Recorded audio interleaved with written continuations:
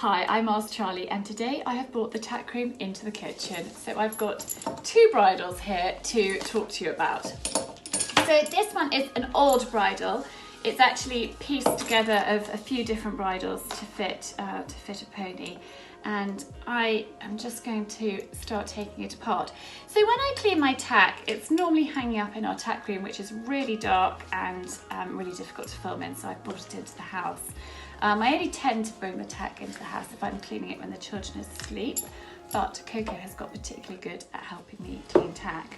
So that's our noseband. I'm taking it apart. When I give it a really good clean, I take everything to pieces.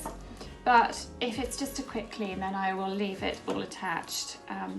So the first thing I get off is the bridle, not the bridle, what am I talking about? The bit. So here we are. I get the bit off, and I've just got a bowl of hot water, which I'm going to soak this in. That could go in there. And then I'm going to take the cheek pieces off, and then that as well. So I've got all the different parts, which I shall just talk you through quickly. So I've got, that's your headpiece, and that's the throat lash. That's my brow band, and then I've got two cheek pieces here and the noseband. And then, of course, the reins.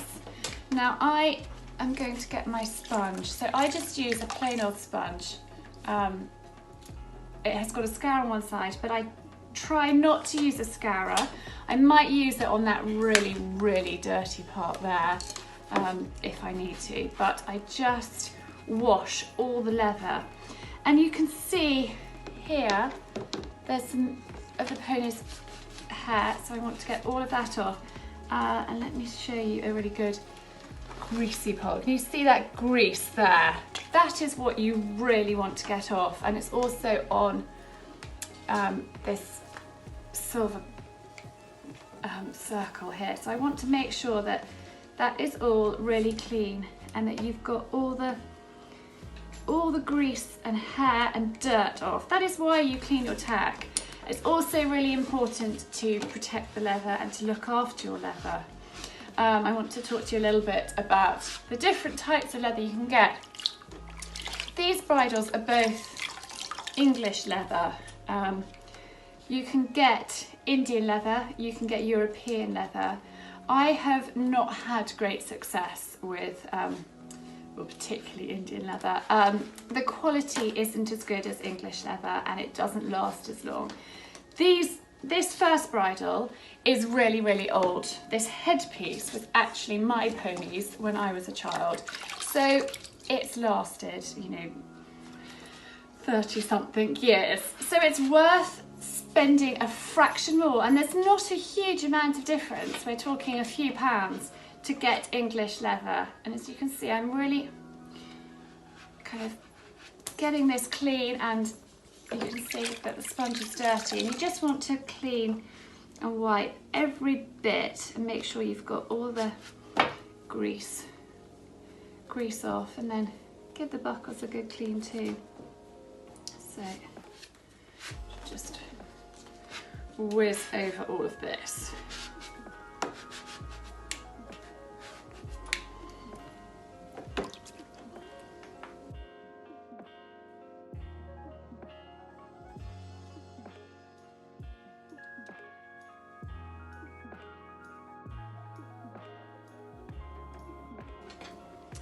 So I have washed all of the bits of leather, and I've made sure that I've got as much of the grease off as I possibly can. And when I'm going round, I'm also checking the stitching, because if anything is beginning to become unstitched or anything that needs to be repaired, it's a good time to check your tack. I'm just going to get my bit now out of the bowl and give that a good dry with my teeth down.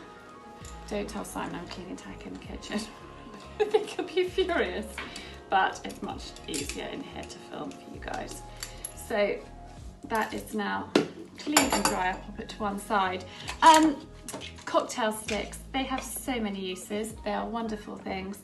And before a show, a big competition, and particularly if we're doing a turnout class and they're judging the best turned out, I will use a cocktail stick just to go through the holes to make sure that there's no grime in those, because for tack and turnout classes you are being judged on how smart you're looking, so you know it's important to do your best. So I would do that if I was doing that sort of class.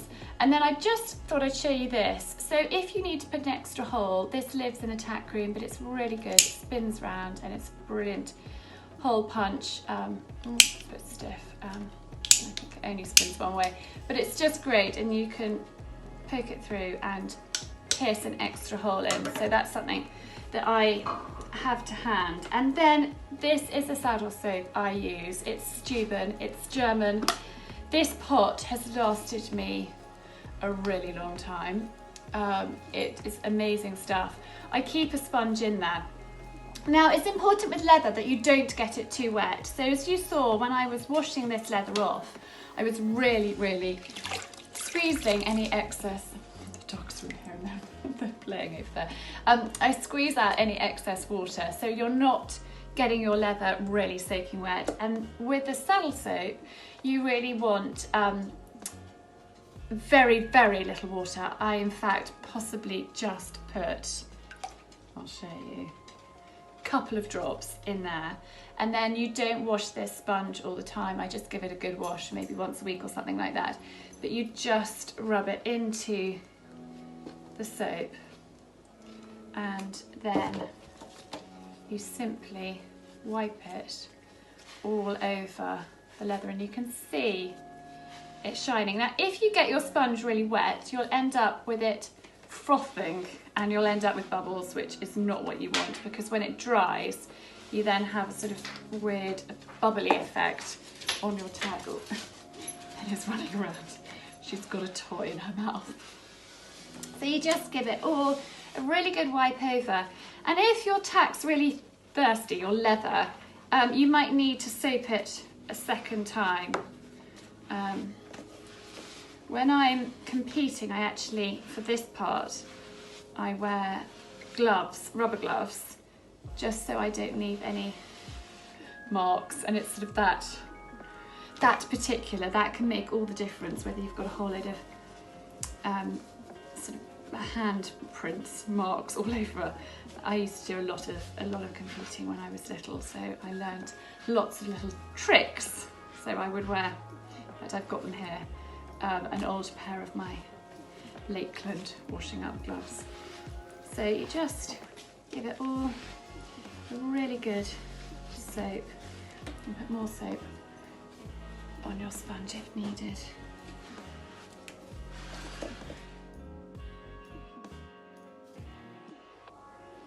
So my bridle is now all soaped, and I'm just going to start putting it back together. So I always pretend that I'm the horse, and so I hold up the headpiece first, like this, and it's facing the right direction. So I've got it like that, and the throat lash goes around the back like this, and then I get my noseband part and I pop that in there like that, and then I know that that's my noseband. And then I get my brow band, and this bit can be a bit tricky because if you thread it in the wrong way to start with, so you've always got to go that way, like that, and then like that, but you can very easily put it on back to front. You thread those a bit through. Now for showing and side saddle, you always use brown leather, you don't use black. And so this is all very dark brown. It looks almost black, but it is dark brown. And then you remember when you take your bridle apart which holes it was on. That could be the tricky part, remembering. So you just start putting it back together. So I've got that bit, and then slightly wonky, and then your two cheek pieces on either side here. So we've got that one, and it was on that hole, like that. side. And it is really, really important, I've said it before, that to clean your tack regularly, because if you look after the leather, it will look after you and it will last you, you know, more than a lifetime. My children are using my tack that I had when I was a child, which is so lovely. Coco's still a little bit big for my side saddle and my old saddle, but they are up in the tack room and will be ready for her if she continues to ride. Now, the bit can be a bit tricky. You've got to make sure that it is going the right way. So there's a slight bend and you can see that that is the way it goes into the horse's mouth, not like that. So it's really important, because I have seen people with bits the wrong way around before, which is not good and really uncomfy for the horse. Bits are very carefully designed and they do different things. So this is not the most common bit. It's called a hanging snaffle, and it's got a French link in the middle, and this works really well for Coco's pony, and so that's what we use. We make sure that the pony is comfy in the bit and that it does the right thing for her. So as you can see, that goes over the top. It's like that. And then the last thing is the rein. So you always want the buckle going, that part of the buckle, the opening, going to the left. So I pop that up there, make sure they are straight. It's much easier in the tack room because I've got a hanging hook that I clean my tack on, and then just thread that through, and then the other side. It does look quite complicated if you're not used to taking bridles apart, but a little bit of practice and it's easy to remember how to do it. And then once it's clean, I actually drop the reins down and I get my throat lash, thread it through the reins, and I just attach it onto there loosely, and then I get my noseband and I just loosely do that up as well, and then I know that that bridle is clean and ready, and it hangs up on the back wall with the other clean tack, just like that. Right, I'm going to pop that to one side and then quickly talk through this bridle. So this is new. That bridle doesn't fit the pony very well, and I've cobbled it together with various different bridles, but this I have just bought and it does fit the pony well. And so now I'm going to use something called neat's foot oil. This stuff is amazing for looking after leather, and I will just show you quickly. These are so stiff because they're brand new that I am actually struggling to get it off. I'm going to take off the noseband and show you that rather than watching me struggle. So this I actually ordered on, well, over the telephone. They do online. It's from a lovely saddlery up in the north of England, and I get quite a lot from them because it's really brilliant quality. It lasts. Their customer service is amazing.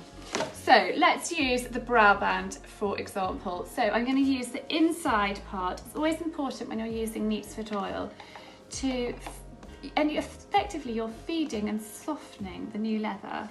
But you can use this, I use it at least once a year, just to give the tack a really good condition with the oil.